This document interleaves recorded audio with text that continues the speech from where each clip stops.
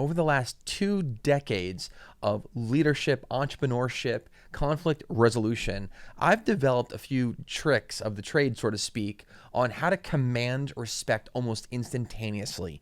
So I'm going to go ahead and reveal some of the best tricks, habits that I've developed over the years to help me, in fact, accomplish that. This is Don't Fear Grit with Rob Taormina. Marketing strategies and advertising technologies to help you build a better business. Welcome back, guys, to DFG Don't Fear Grit. And today's episode, we're talking about psychological tricks that will enable you to command respect almost instantaneously. And it's not an arrogant statement. I'm sure you've already observed that in other people, and maybe you've actually developed some of the skill sets yourself, but there are absolutely things that you can do, habits you can form that will give you an edge, that enable you, even if you're meeting someone or you are in a situation with people for the very first time, to walk into that room and command respect. And when I articulate it in that way, you can probably immediately, and many of you already thought of a situation where you saw someone enter a room and immediately that room was drawn to them. The entire room immediately respected this individual, even if they've never met them before. So what is it about that individual that enables them to command respect? Let's actually upgrade that situation a little bit more. What about a moment of conflict? How do people actually walk into a highly stressful, tension-filled moment of conflict and demand and earn and get that respect from those people as a means to almost like a super hero power, de-escalating that situation and actually convert everything that's going on in that situation to their favor?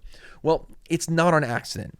You've heard me say this phrase many times before. Success is not accidental. It is intentional.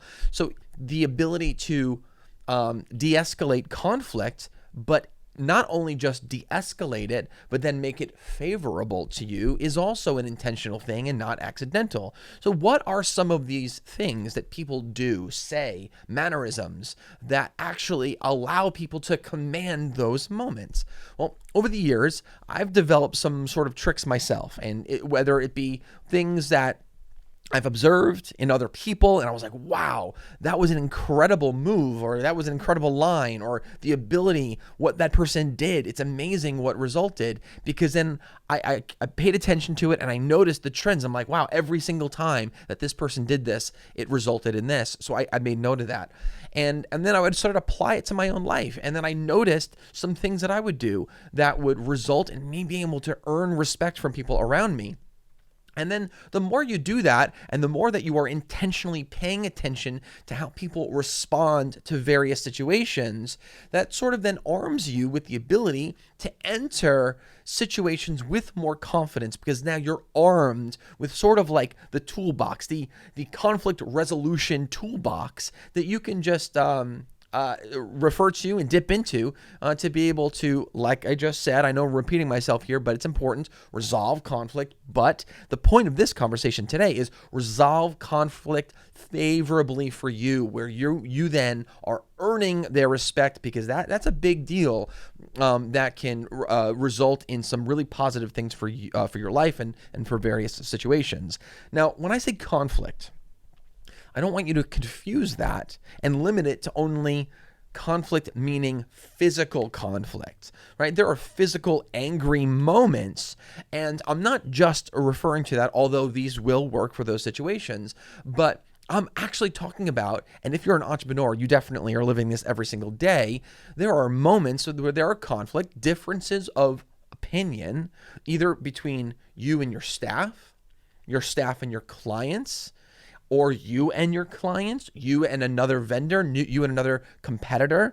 And all of these moments, really, if you properly position yourself, you can actually handle all of those moments where you're not just de-escalating, but you're creating now a favorable environment for yourself. So I'm going to discuss today 4 psychological tricks, really habits. I don't like the word tricks sort of has a negative connotation, but habits that'll enable you to really command that room and get people to respect you almost instantaneously. And the first one that I wanted to address here is to be kind. I'm sorry, not be kind, be calm. To be calm. I can't stress enough. Be calm in situations where most people show fear. I want that to sort of like resonate a little bit. Be calm. Now, I'm starting this with number 1 because this is really your first go-to in these moments. You have to remain a level of calmness, because the opposite of calm, which is this sort of frantic, reactionary approach, doesn't just de-escalate anyone's emotions around you. But if the emotions are high from everyone around, you could accomplish really 2 big things within seconds. Number 1, you can de-escalate a moment within seconds. Number 2, you can command the attention of everyone within seconds by doing that. And a great additional sort of sub tip here. So I guess psychological habit number 1 is be calm in situations where everyone else shows fear. Is in the moment where now it's your turn to respond, don't say anything for 2 or 3 seconds. More than that is a little obnoxious, but that 2 or 3 second moment of silence is an extraordinary power that you can add to that particular moment. And what it's going to do is solve the problem that I just outlined. Number 1, if you are calm and then you wait 2 or 3 seconds for your response, by default, you are zeroing everyone in to the moment that you're about to command. You've just de-escalated the volume of the response, and everyone now is focusing in on what it is that you are about to say. How are you going to respond? That is actually going to control in that moment how everyone else is going to continue to respond.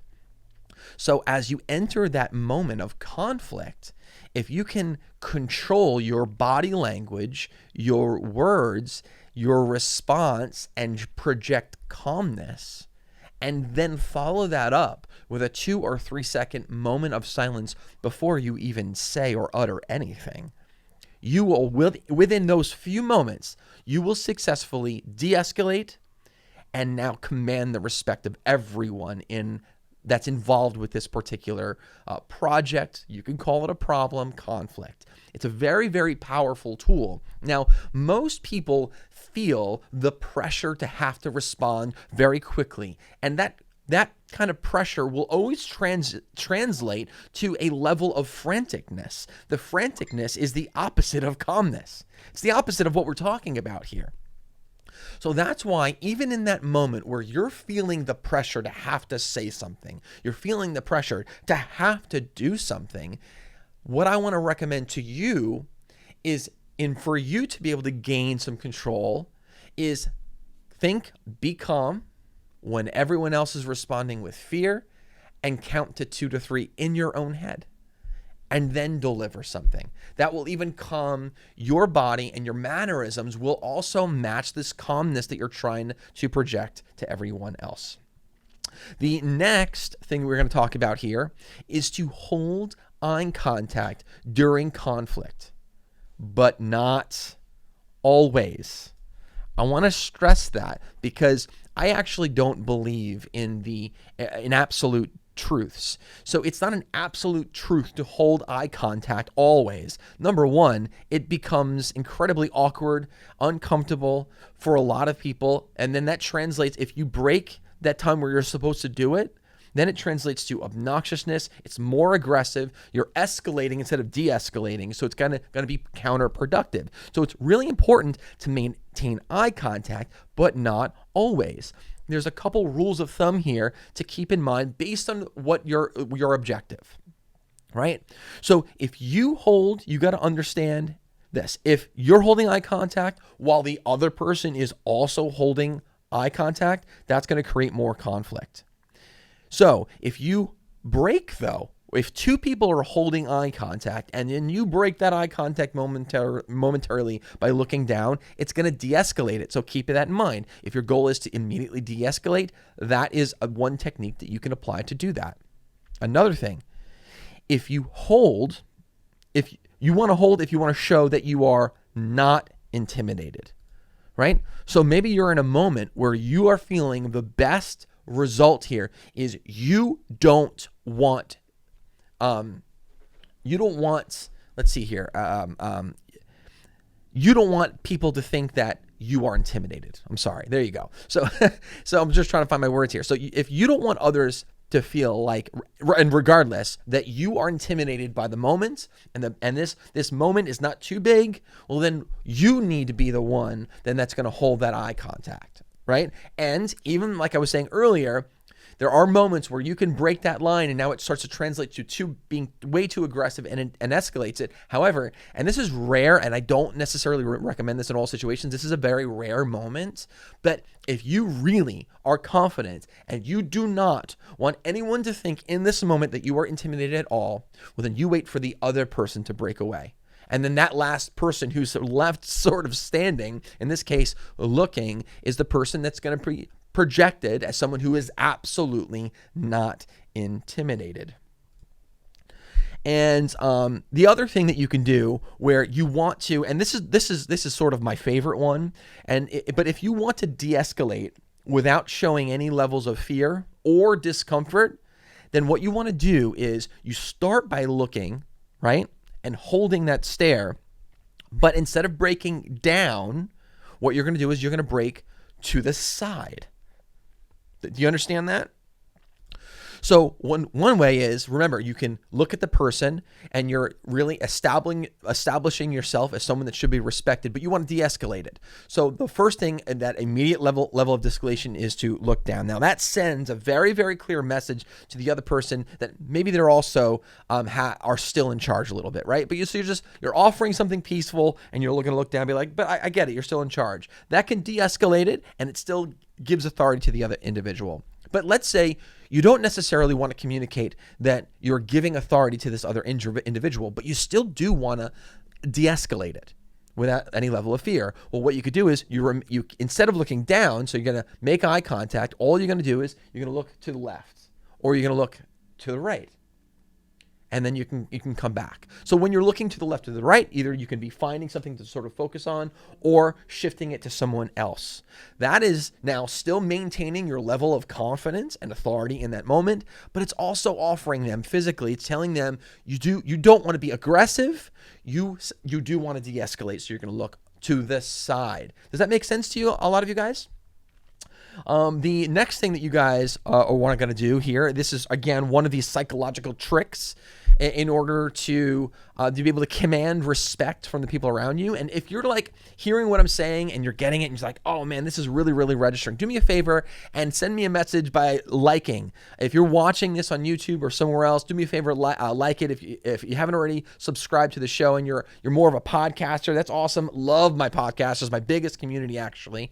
And do me a favor, subscribe to the show and share it to one person who you feel like might find value from here. But the next trick that I want to get into is don't let others dictate where your attention goes. Now, you can make people crave your attention by being selective with it. Does that make sense? In these moments where maybe you've got a hostile situation and you need to de-escalate it, but now you need to actually translate the authority to you. In these moments, the other person who is also trying to do this, what they're going to do is they're going to try to control your attention. They're going to try to control what you say, control where you look, control what you do, control who's involved, right? It's a power struggle in this moment. Now, you have to take under consideration the first things that we just discussed. So while doing that, you also cannot let these individuals around you to command where your attention goes.